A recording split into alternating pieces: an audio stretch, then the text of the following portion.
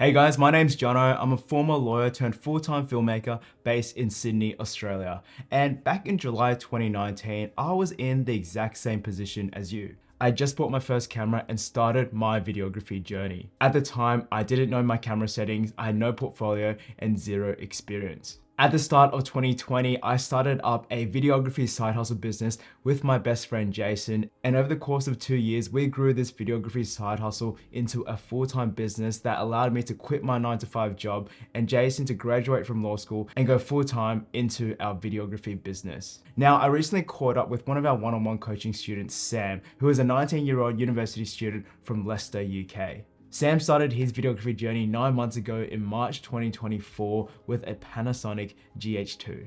I had a camera, I had the GH2. I only shot about 1080p, but I was almost like a hobbyist at some point. Obviously I did some projects for other people, but most of it was just me going up.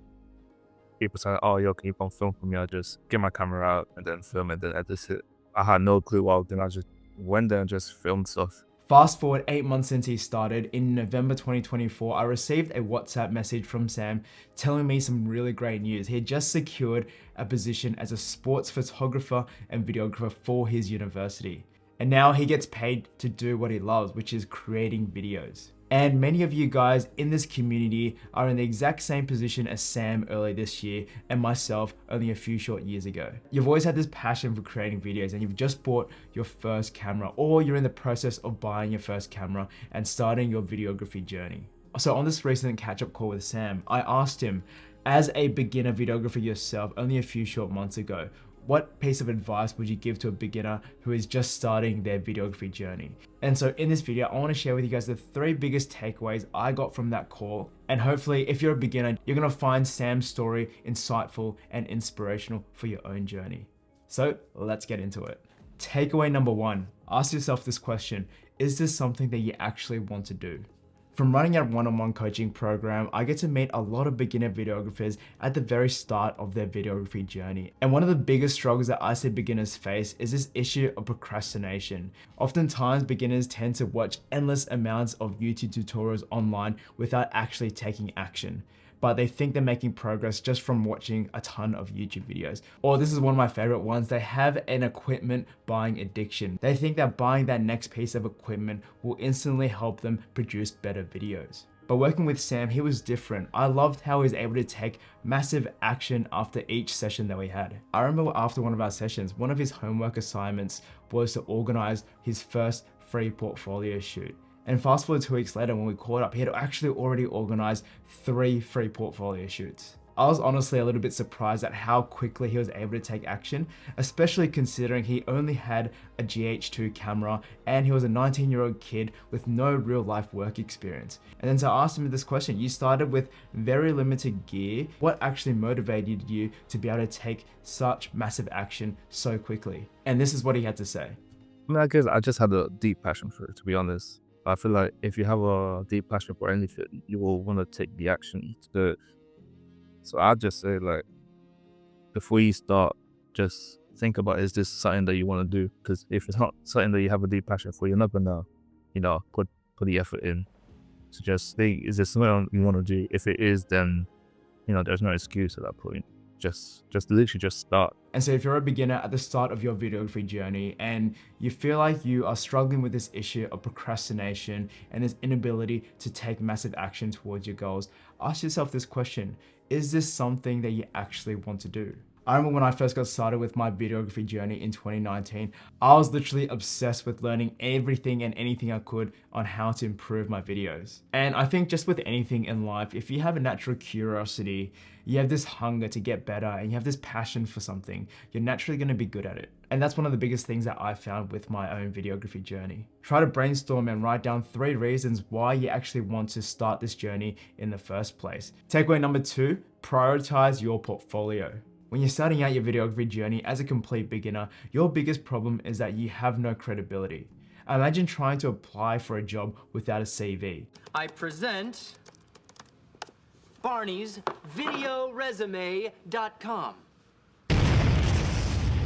That's basically what it's like as a beginner at the very start of your videography journey when you don't have any portfolio to showcase your work. And that's why I always say, as a beginner, your number one focus should be on building your portfolio. Get out there, organize shoots, do free work, and build your initial portfolio. Don't wait and procrastinate and watch endless amounts of YouTube tutorials. You learn on the job. However, when it comes to building your portfolio as a beginner, it can be a little bit overwhelming. There's so many different industries out there, from weddings, real estate, corporate, e-commerce, sports and fitness, food and hospitality. And oftentimes this sense of overwhelm can prevent a lot of beginners from taking action to build their initial portfolio.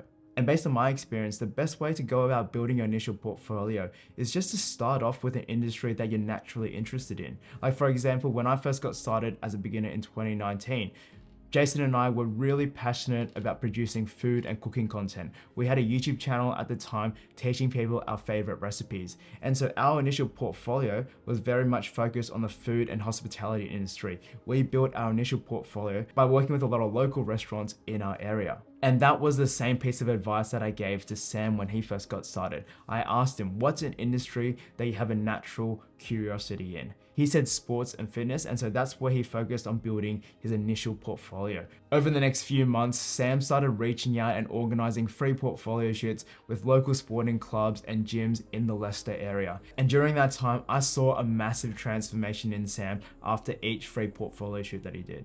Number one, the quality of his videos significantly improved. Most importantly, after every portfolio shoot, he looked at how he could improve, and he started being much more intentional in his actions. Actually, planning the edits, planning, where you're gonna shoot, how long you're gonna shoot for, planning how you're gonna communicate with the client. So there's a lot more thought into my actions. Number two was that he started to gain a reputation in the sports and fitness industry within his area. And a big part of that was how he managed to curate his portfolio through his Instagram page. Because, remember the time when you told me just to reach out to clubs? When I started doing that, people started to know my name a little bit, and then I started to get some referrals, started to get some connection with clubs. It could refer me to other people. And then even that, having those clubs pretty much that follow me on Instagram, it just show other people that, this guy, maybe he knows what he's doing. And number three was that he managed to build a lot of connections and built up his soft skills. Things like learning how to run meetings and build rapport with complete strangers. And this all led up to a moment when an opportunity came up to apply to become the sports videographer and photographer for his local university. So a couple of weeks ago, I think 2 weeks ago, there was a job opening for my university as a sports photographer. So I applied for it and then sent them my CV. And this is where, what the work I did with you came in clutch, because imagine if I didn't have the portfolio, or, I wouldn't be able to list off like the list of clubs that I've worked with, and I wouldn't be able to send them like my work pretty much. So, all of that helps me to, get the spot. So I got the interview the next week, and they brought me down for a trial to shoot the volleyball club. So I shot it, sent them the pictures, they liked it, and yeah, I started last week. I got the job, so they want me to do photography and videography now for pretty much the entire sports club.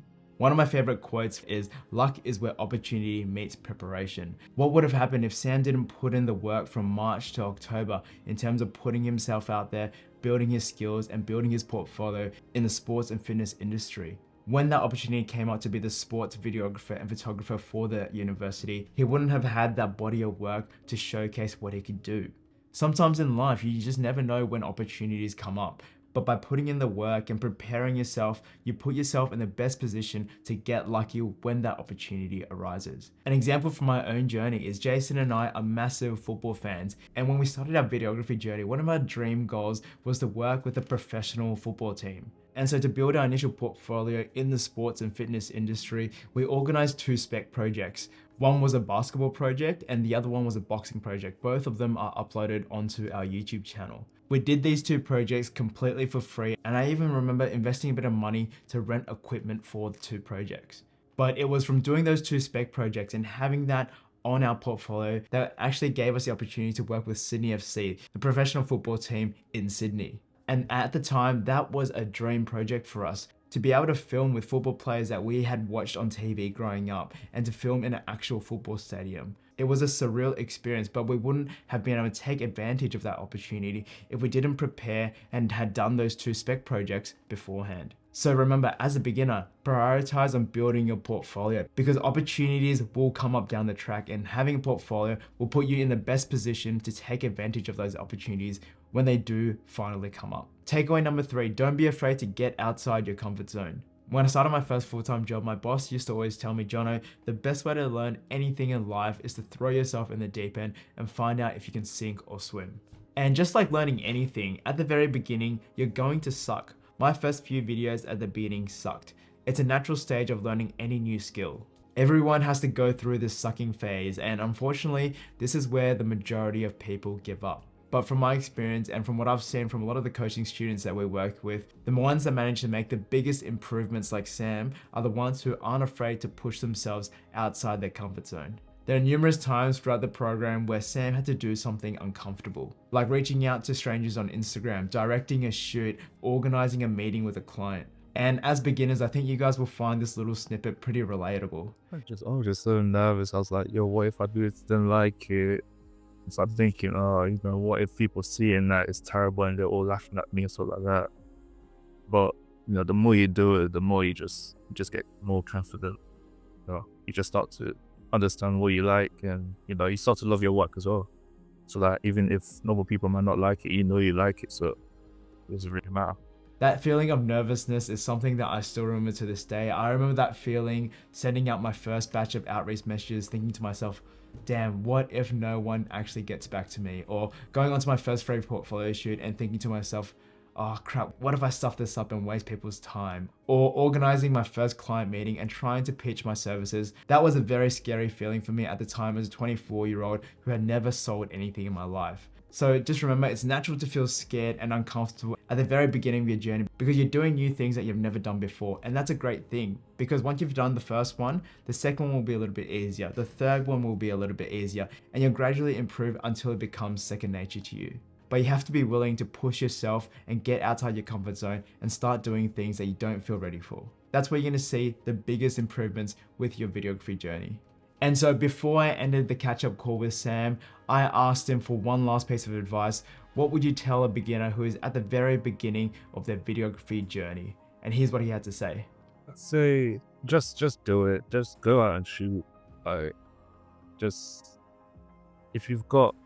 even if you've got just an idea or you just want to do anything, just go out and shoot. Learn off people, because people have done it before you. You don't need to try to reinvent the wheel or anything. Obviously, you can if you want to, but as a beginner, to speed it up, it's great to just learn off other people. You know, he taught me a lot of stuff as my mentor. So yeah, just grab someone who's more experienced than you, or even if you can't find anyone, just look at someone's Instagram page who's already up there, just learn from them. Anyways, guys, thank you so much for watching. I hope you guys found Sam's journey insightful and hopefully inspirational for your own videography journey if you're just starting out as a complete beginner. If you are interested in applying for one-on-one coaching, I'll leave a link to the application form down in the description box down below. Go check out the Filmmaker Accelerator, which is our self-paced online course that helps you turn your creative passion for videography and content creation into a high-income skill. Check out the Filmmaker Starter Kit, which contains the roadmap and all the templates that we use to go from complete beginners in 2019 to eventually running a multi-six-figure videography business. Go sign up to our free email newsletter, The Creative Club, where we share some more personal insights and stories from our own journey. Anyways, guys, thank you again for watching and staying until the very end of this video. Go check out this video here on how I became a videographer in 3 months. I'll see you in the next video. Stay focused.